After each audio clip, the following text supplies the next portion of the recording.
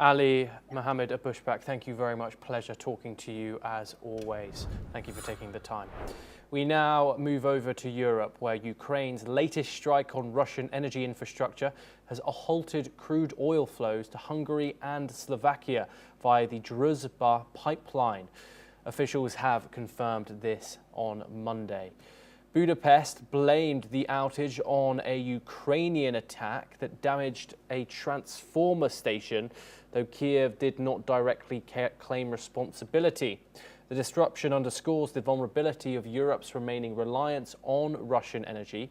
Hungary still imports most of its oil through Druzhba, while Slovakia also depends heavily on the Soviet-era route. Repairs are, however, underway, but no timeline has been given for the resumption of supplies. Globally, the impact is limited, with Western sanctions curbing Russian oil sales to Europe. Moscow has already redirected much of its crude to Asia, including China, India and Turkey, now dominating as Russia's main buyers, reinforcing the shift of its energy exports away from the West. Ukraine has also hit its oil flows. We're now joined by Major General Dr. Rajan Kochhar. He's a senior strategic and defense expert. Thank you very much for joining us, Major General Kochhar, here on NewsX World. What is the significance here? We have seen previously in the war a ceasefire on energy infrastructure that lasted around 30 days with violations, accusations from both sides. Where does the importance hold in this energy infrastructure, and why do both sides continue to target it? Druzhba pipeline is one of the world's longest. It was built in 1960s to feed Soviet oil into Eastern and Central Europe. And after the 2022 war, most of the European Union slashed Russian oil imports. But unfortunately, you will have to look at things from a different perspective with regard to Hungary and Slovakia, who have remained dependent on this oil.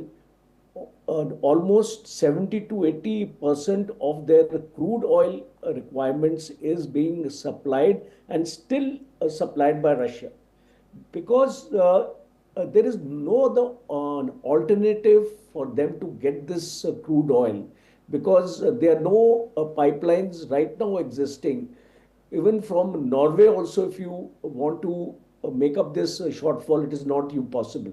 So the likely implications of this 22 August strike is going to be there is likely to be an energy security crisis in Hungary and Slovakia because of the supply crunch.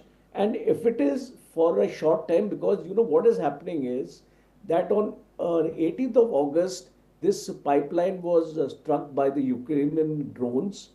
On the 20th August, this pipeline was repaired. And then again on 22nd August, this pipeline has been struck again.